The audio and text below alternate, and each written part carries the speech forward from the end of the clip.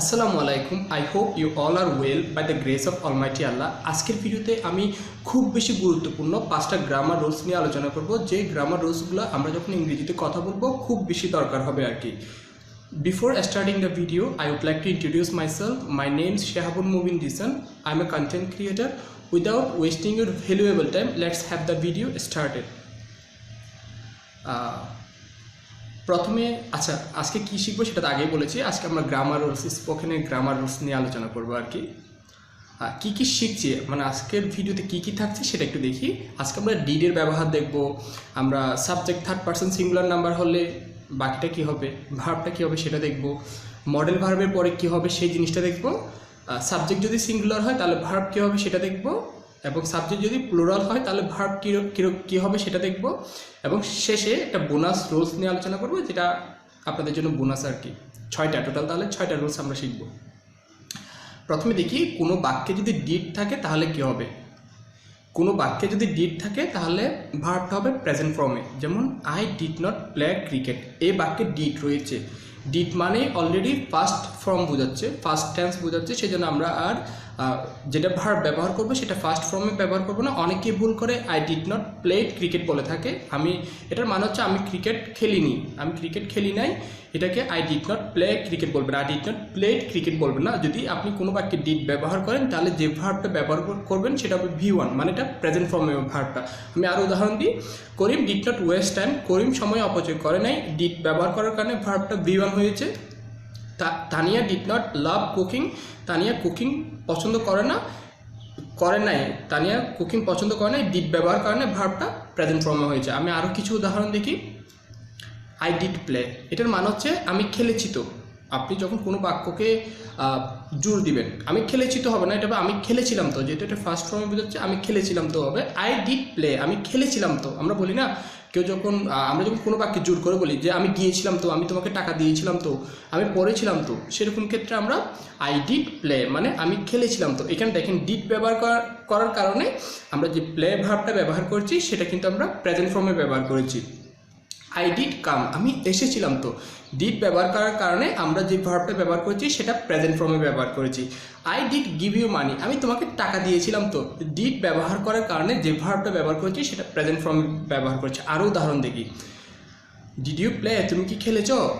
Did you come, তুমি কি এসেছো। ডিড ইউ কুক, তুমি কি রান্না করেছো। ডিড ব্যবহার করার কারণে বাকি যে ভার্বটা রয়েছে সেটা আমরা প্রেজেন্ট ফর্মে ব্যবহার করছি। আপনি যখন কোয়েশ্চেন্স করবেন তখনও কিন্তু একই স্ট্রাকচারটা ইউজ করতে হবে। ডিড ব্যবহার করলে কোনো বাক্যে যে ভার্বটা আপনি ব্যবহার করবেন সেটা প্রেজেন্ট ফর্মে ব্যবহার করতে হবে। আই হোপ আপনি ডিডের নিয়মটা বুঝতে পেরেছেন। নতুন একটা নিয়ম আমরা শিখি। যদি subject third person singular number হলে তাহলে ভার্বের সাথে অ্যাজ বাই ইউজ হবে। সাবজেক্ট হচ্ছে যে কাজটা করে, যেমন আমি এখন পড়াচ্ছি, তার মানে আমি সাবজেক্ট, আপনি শিখছেন, আপনিও সাবজেক্ট। যে কাজটা করে সে হচ্ছে সাবজেক্ট। সাবজেক্ট যদি থার্ড পারসন সিঙ্গুলার নাম্বার হয় তাহলে ভার্বের সাথে অ্যাজ বাই ইউজ হবে। থার্ড পারসন কোনগুলো? হি, শি, ইট, কোনো কিছুর নাম, এগুলো হচ্ছে থার্ড পারসন সিঙ্গুলার নাম্বার। যেমন আমি উদাহরণ দিই, হি হচ্ছে থার্ড পারসন সিঙ্গুলার নাম্বার এবং এটা একটা সাবজেক্ট। হি লাভস রিডিং, এখানে আপনি হি লাভ রিডিং বলবেন না, হি লাভস রিডিং বলতে হবে, কারণ সাবজেক্ট যদি থার্ড পারসন সিঙ্গুলার নাম্বার হয় তাহলে আমরা ভার্বের সাথে অ্যাজ বাই ইয়েস যোগ করব। শি লাভস রাইটিং, এখানে এটা আবার subject third person singular number. আমি আগে বলেছি subject third person singular number হচ্ছে হি, শি, ইট, তারপর হচ্ছে কোনো কিছুর নাম, যেমন আমার নাম, আপনার নাম, এগুলো হচ্ছে third person singular number. She loves writing, subject third person হওয়ার কারণে, থার্ড পারসন সিঙ্গুলার নাম্বার হওয়ার কারণে কী হয়েছে, ভার্বের সাথে অ্যাজ বাই ইয়েস হয়েছে। করিম হেটস ওয়েস্টিং টাইম, করিম সময় অপচয় করা পছন্দ করে, একইভাবে এখানেও অ্যাজ বাই ইয়েস হয়েছে। Tania wakes up early in the morning, Tania সকালে ঘুম থেকে উঠে, এখানেও অ্যাজ বাই ইয়েস হয়েছে, কারণ তানিয়া কোনো কিছুর নাম বলেছিলাম না একটু আগে, কোনো কিছুর নাম হলে কী হবে, থার্ড পারসন সিঙ্গুলার নাম্বার হবে, সেই জন্য ভার্বের সাথে অ্যাজ বাই ইয়েস হয়েছে। It takes courage to do this, এটি করতে সাহস লাগে, এখানে subject third person singular number হওয়ার কারণে ভার্বের সাথে অ্যাজ বাই ইয়েস হয়েছে। It takes courage to do this. আরও দেখি উদাহরণ, ইট গিভস কোল্ড এয়ার, এটা ঠান্ডা বাতাস দেয়। Toms runs after Jerry, Tom জেরির পেছনে ধাওয়া করেছিল, এই runs subject third person singular number হওয়ার কারণে একইভাবে এখানে ভার্বের সাথে অ্যাজ বাই এস হয়েছে। টম র্যান্স আফটার জেরি হবে না, এখানে একটা জিনিস আপনাকে বুঝতে হবে, সাবজেক্ট যে থার্ড পারসন সিঙ্গুলার নাম্বার হলে যে ভার্বের সাথে অ্যাজ বাই এস হবে তা না। আপনাকে বুঝতে হবে আপনি কোন টেন্সের কথা বলতেছেন। যদি প্রেজেন্ট টেন্সের কথা বলেন তখনই কিন্তু অ্যাজ বাই এস হবে। যদি ফার্স্ট টেন্সের কথা বলেন, তার মানে অতীতের কথা বলেন, তখন কিন্তু অ্যাজ বাই এস হবে না। টম র্যান্স আপনার জেরি বলবেন না, কারণ সাবজেক্ট দিয়ে থার্ড পারসন সিঙ্গুলার নাম্বার হলে যে অ্যাজ বাই এস হবে তা না। আপনি যে কথাটা বলতেছেন সেটা প্রেজেন্ট টেন্সে হতে হবে, তখন আপনি অ্যাজ বাই এস যোগ করবেন। যদি ফার্স্ট টেন্স হয় তাহলে অ্যাজ বাই এস যোগ করার দরকার নেই। একইভাবে ইট গেভস কুল ডিয়ার হবে না, ইট গেভ কুল ডিয়ার হবে। ঠিক আছে, ফার্স্ট ফর্মে হলে আমরা অ্যাজ বাই এস ব্যবহার করি না। আরেকটা রুলস শিখি আমরা, যদি কোনো বাক্যে মডেল ভার্ব থাকে তাহলে আমরা V1 ব্যবহার করব। মডেল ভার্ব কোনগুলো? Can, could, may, might, shall, should, will, ought to, have to, has to, am to, is to, অনেক মডেল ভার্ব রয়েছে। সেই মডেল ভার্বগুলো থাকলে আপনাকে V1 ব্যবহার করতে হবে। মডেল ভার্বের পরে V1 হয়। আমি জানি এগুলো খুব বেসিক রুলস, বাট যারা নতুন নতুন ইংরেজিতে কথা বলা শিখতেছেন, আই হোপ তাদের জন্য এই ভিডিওটা অনেক হেল্পফুল হবে আর কি, হেল্পফুল, তাদেরকে অনেক সাহায্য করবে। হি ক্যান ওয়াক ফাস্ট, সে দ্রুত দৌড়াতে পারে। এই ক্যান এটা হচ্ছে মডেল ভার্ব, সেই জন্য আমি এখানে V1 ব্যবহার করেছি। V1 হচ্ছে ভার্বের প্রেজেন্ট ফর্ম। ভার্বের 3টা ফর্ম রয়েছে, V1, V2, V3। আমরা প্রেজেন্ট ফর্মটা ব্যবহার করব আর কি। হি কুড সুইম, সে সাঁতার কাটতে পারতো। কুড এখানে একটা মডেল ভার্ব, সেই জন্য আমি প্রেজেন্ট ফর্মটা ব্যবহার করেছি। ইট মে রেইন টুডে, আজকে বৃষ্টি হতে পারে। এই মে একটা মডেল ভার্ব, সেই জন্য রেইন এই কি ভার্বের প্রেজেন্ট ফর্মটা ব্যবহার করেছি। তানিয়া মাইট কাম, তানিয়া আজকে আসতে পারে। মাইট হচ্ছে মডেল ভার্ব, সেই জন্য ভার্বের প্রেজেন্ট ফর্ম ব্যবহার করেছি। আই শ্যাল হেল্প হিম, আমার তাকে সাহায্য করা উচিত। এই শ্যাল এই মডেল ভার্বটা ব্যবহার করার কারণে এখানে আমরা ভার্বের প্রেজেন্ট ফর্ম ব্যবহার করেছি। আপনারা কখনোই এরকম বলবেন না he can walk fast, he could swim, এটা হি কুড সোয়াম এভাবে বলবেন না। ইট মে রেইন টুডে এভাবে বলি না। আমরা যখন মডেল ভার্ব ব্যবহার করি তখন আমরা ভার্ব যেটা ব্যবহার করি সেটা হচ্ছে প্রেজেন্ট ফর্ম, মানে V1 ব্যবহার করি, ভার্বের প্রেজেন্ট ফর্ম ব্যবহার করি। Karim should learn spoken English, করিমের উচিত ইংরেজিতে কথা বলা শেখা। Karim should learn, should modal verb পর কারণে লার্ন আমরা এই V1 ব্যবহার করেছি আর কি, ভার্বের প্রেজেন্ট ফর্ম ব্যবহার করেছি। লার্ন হচ্ছে ভার্বের প্রেজেন্ট ফর্ম। আরেকটা রুলস আমরা দেখি, এটা হচ্ছে সাবজেক্ট যদি সিঙ্গুলার হয় ভার্বও সিঙ্গুলার হবে। হি ইজ প্লেয়িং ফুটবল, এখানে হি মানে একজনকে বোঝাচ্ছে, সেজন্য এটা হচ্ছে সিঙ্গুলার সাবজেক্ট। যখন অনেকজনকে বোঝাবে তখন হবে প্লুরাল সাবজেক্ট, যেমন উই, দে, এগুলো হচ্ছে প্লুরাল, কারণ অনেকজনকে বোঝাচ্ছে। যখন একজনকে বোঝাবে সেটা হবে singular subject. He is playing cricket, এখানে হি হচ্ছে সাবজেক্ট এবং এটা সিঙ্গুলার, সেজন্য যেটা ভার্ব আপনি ব্যবহার করবেন সেটাও সিঙ্গুলার ভার্ব হবে। এখানে এম, ইজ এগুলো হচ্ছে সিঙ্গুলার ভার্ব। তারপরে রয়েছে হ্যাজ, এটাও সিঙ্গুলার ভার্ব। আমি এক একটা করে দেখাই। এখানে ইজটা হচ্ছে singular verb. He is playing football, এই ইজটা ব্যবহার হবে যখন সাবজেক্টটা সিঙ্গুলার হবে। একইভাবে হি ওয়াক্স, এখানে ওয়াক্সটা হচ্ছে সিঙ্গুলার ভার্ব, ওয়াকটা হচ্ছে আবার প্লুরাল ভার্ব। সাবজেক্ট সিঙ্গুলার হওয়ার কারণে আমি যে ভার্বটা ব্যবহার করেছি সেটা হচ্ছে সিঙ্গুলার ভার্ব। কোনো ভার্বের সাথে অ্যাজ বাই এস থাকলে সেই ভার্বটাও কিন্তু singular verb. I am writing, এখানে এমটা সিঙ্গুলার ভার্ব, আইটা হচ্ছে সাবজেক্ট এবং এটা সিঙ্গুলার। করিম হ্যাজ এ কার, এখানে হ্যাজটাও কি সিঙ্গুলার ভার্ব এবং করিমটা হচ্ছে সিঙ্গুলার সাবজেক্ট। সাবজেক্ট সিঙ্গুলার হওয়ার কারণে যে ভার্বটা আমরা ব্যবহার করেছি সেটাও singular verb. He was talking, সে কথা বলছিল, এখানে হি সাবজেক্টটা সিঙ্গুলার হওয়ার কারণে আমরা যে ভার্বটা ব্যবহার করছি সেটাও singular verb. It was not easy, এটা সহজ ছিল না, এখানে ইটটা হচ্ছে সাবজেক্ট এবং এই সাবজেক্টটা সিঙ্গুলার হওয়ার কারণে যে ভার্বটা আমরা ব্যবহার করেছি সেই ভার্বটাও সিঙ্গুলার। একইভাবে যদি সাবজেক্টটা প্লুরাল হয় তাহলে ভার্বটাও প্লুরাল হবে।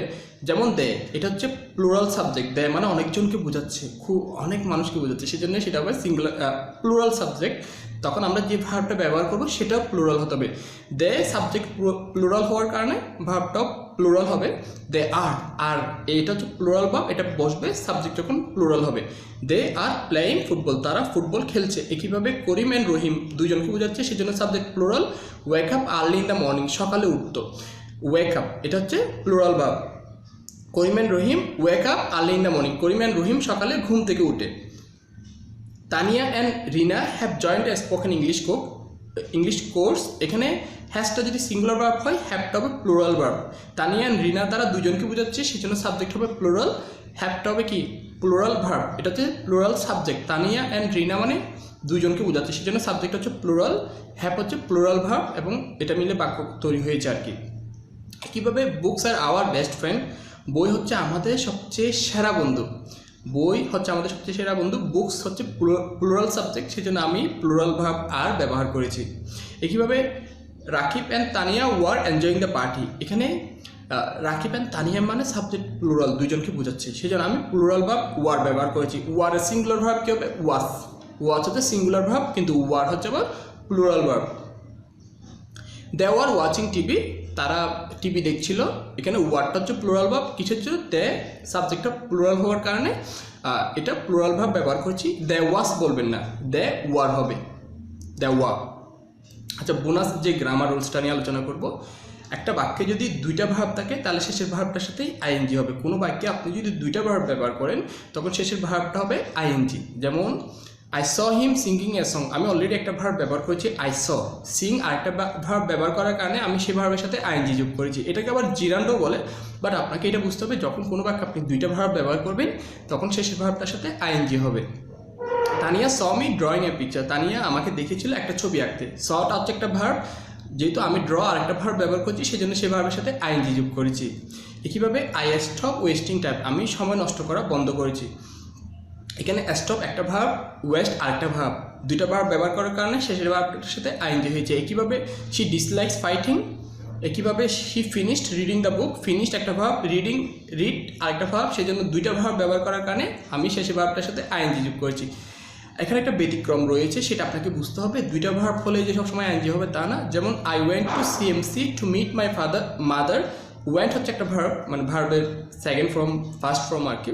আর টু মিট, এখানে আমি মিটিং দিই নাই, কিসের জন্য? কারণ আপনি সিএমসি মানে চট্টগ্রাম মেডিকেল কলেজ, আমি চট্টগ্রাম মেডিকেলে গিয়েছিলাম আমার মাকে দেখতে। এই যে চট্টগ্রাম মেডিকেলে যাওয়া, তখন কিন্তু একটা উদ্দেশ্য রয়েছে। যখন কোনো বাক্যে উদ্দেশ্য বোঝাবে, একটা উদ্দেশ্য থাকবে কোনো কিছু করার। যেমন চট্টগ্রাম মেডিকেলে যাওয়ার একটা উদ্দেশ্য রয়েছে। কী উদ্দেশ্য? আমার মাকে দেখা করা, আমার মায়ের সাথে দেখা করতে গিয়েছিলাম। এই যে একটা জায়গায় আপনি যাচ্ছেন, যখন কোনো একটা উদ্দেশ্য থাকবে, কোনো একটা ভার্বকে যখন আপনি উদ্দেশ্য বোঝানোর জন্য ব্যবহার করবেন তখন আপনাকে টু ব্যবহার করতে হবে। তখন আপনি I went to CMC meeting my mother বলা যাবে না। কিসের জন্য? কারণ আপনার চট্টগ্রাম মেডিকেল কলেজে যাওয়ার একটা উদ্দেশ্য রয়েছে। যখন উদ্দেশ্য থাকবে তখন আপনাকে টু ব্যবহার করতে হবে। কিন্তু দেখেন এখানে কোনো উদ্দেশ্য নেই। I saw him singing a song, এখানে জেনারেল বোঝাচ্ছে, এখানে কোনো উদ্দেশ্য নেই, সেই জন্য আমি আইএনজি বোঝাচ্ছি। Tania saw me drawing a picture, এখানেও কোনো উদ্দেশ্য নেই। আই স্টপ ওয়েস্টিং টাইম, এখানেও কোনো উদ্দেশ্য নেই, কাজটা আমি সময় নষ্ট করা বন্ধ করেছি, এখানেও কোনো উদ্দেশ্য বোঝাচ্ছে না। কিন্তু চট্টগ্রাম মেডিকেল কলেজে যাওয়ার একটা উদ্দেশ্য রয়েছে, সেটা হচ্ছে আমার মায়ের সাথে দেখা করা। তার মানে আমরা যেটা শিখেছি সেটাকে একটু রিভিশন দেওয়ার চেষ্টা করি। আমরা যদি কোনো বাক্যে ডিপ থাকে তাহলে আমরা V1 বসাবো। সাবজেক্ট যদি থার্ড পারসন সিঙ্গুলার নাম্বার হয় তাহলে ভার্বের সাথে অ্যাস বাই এস হবে। মডেল ভার্ব হলে মডেল ভার্বের পরে V1 হবে। সাবজেক্ট সিঙ্গুলার হলে ভার্ব সিঙ্গুলার হবে। সাবজেক্ট প্লুরাল হলে ভার্ব প্লুরাল হবে। দুইটা ভার্ব থাকলে শেষে লাস্টে ভার্বটা আইএনজি হবে। আই হোপ আজকের ভিডিওতে আপনি নতুন কিছু শিখতে পেরেছেন। যদি এই ধরনের ভিডিও আরও পেতে চান তাহলে অবশ্যই আমার চ্যানেলটা সাবস্ক্রাইব করে রাখবেন। ভিডিও ভালো লাগলে তাহলে অবশ্যই একটা লাইক দিবেন। পরবর্তী ভিডিও দেখার আমন্ত্রণ জানিয়ে আজকের ভিডিওটা এখানে শেষ করছি। আসসালামু আলাইকুম।